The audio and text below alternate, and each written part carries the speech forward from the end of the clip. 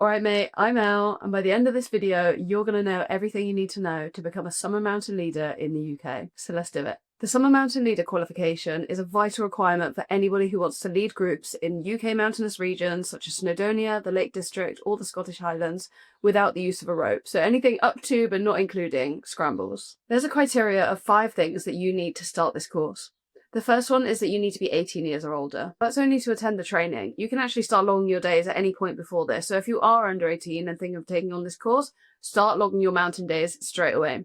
Later in the video, I'll get into what makes a quality mountain day, what qualifies to go forward with this training. Number 2 is that you should have at least 1 year's mountain walking experience. Number 3 is that you're a member of a mountaineering council, so either the BMC or Mountaineering Ireland or Scotland, whichever one is applicable to you. Number 4 is that you make an account on the mountain training system, which I've linked in the description below. And 5th and finally, you need to register for the mountain leader qualification, which at the time of making this video costs £65.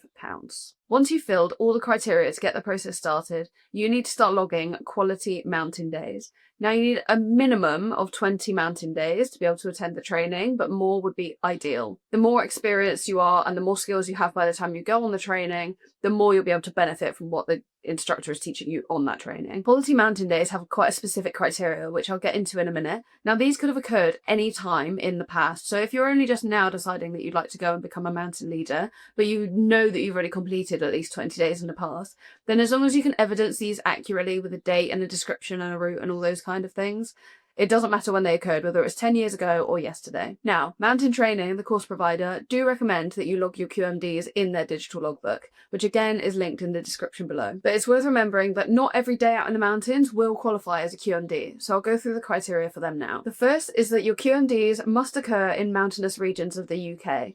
Now I've listed on the screen all of the areas that Mountain Training have said are mountainous regions for the purpose of this course, so make sure that when you're heading out for your days, they're in one of these regions. The quality aspect of Quality Mountain Day refers to the conditions on the day, exploration of new areas, skills used, and the physical and mental challenge. So you should aim to have a variety of different days in different weather conditions, different areas, not just doing the same route that you're familiar with over and over. And I really recommend trying to get off the beaten track and creating your own routes, because not everything that you follow on your mountain leader training or assessment will be a proper path. So to make your mountain day a quality mountain day, all of the following must be met. You must take part in the planning and leadership. An unfamiliar area should be explored. A mountain should be ascended, so you should meet a summit or a peak at some point or another. No GPS, because you're not going to be using one on your assessment. You really need to get to grips with a map and compass for this. Your knowledge is increased and relevant skills are practiced. Judgment and decision making is required, which again, you should be responsible for, so it doesn't count if you're like a member of a group, a DOV expedition or a guided expedition, anything like that. And there should be a minimum of 5 hours of journeying time. That doesn't include your lunch.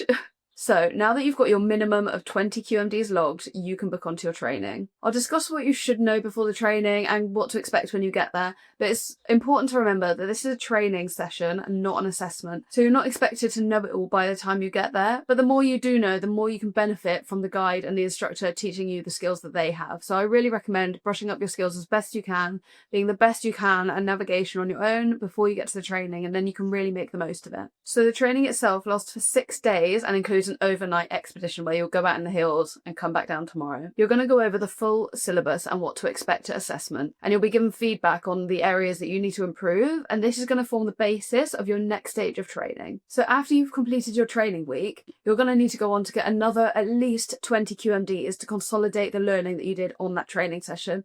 There's a requirement that you have at least 8 nights of camping, at least 4 of these should be wild camping, and that you've explored 3 different mountainous areas of the UK. Finally, you must physically attend, not online, a first aid course that lasts for 2 days or 16 hours, the equivalent of. And your first aid training must have both a training and assessment section to the course. And then that takes us on to the assessment, which lasts for 5 days, 3 of which are an expedition with 2 overnight camps. You'll be assessed against the Mountain Leader syllabus, which I've bullet pointed loosely on screen but linked for more detail in the description. The assessment could result in either a pass, a defer, where some modules have to be reassessed, or a fail, where all modules have to be reassessed. I feel like the sections which are most likely to catch you out and require reassessment would be either the navigation element, because you have to do it to such a specific standard with map and compass, which people aren't generally used to these days, or the rope skills section, which you might have spent so much time focusing on your navigation that you forgot the very basic rope skills that they teach you. So if I was you, I would pay extra attention to those two. I also highly recommend purchasing Hill Walking by Steve Long for this course. It's essentially the ultimate guide to the UK Mountain Leader scheme. It covers all of the skills in great detail and is a really great resource for this course. So remember, becoming a mountain leader takes several years for most people. In fact, I signed on when I was 18, 10 years ago now, and still haven't actually sat my assessment. Make sure that you log every mountain day you go on. Even if it doesn't qualify as a QMD, it's good to add it to your logbook because it shows a real variety of experience. If you can, try and take an opportunity to lead a group, whether that be friends or for a voluntary organisation, because that's really great as well. All you really have to do is get your 20 QMDs to train and then your minimum 20 QMDs to assess. Sounds easy, is hard. So if you have any questions, feel free to leave them in the comments down below, and good luck!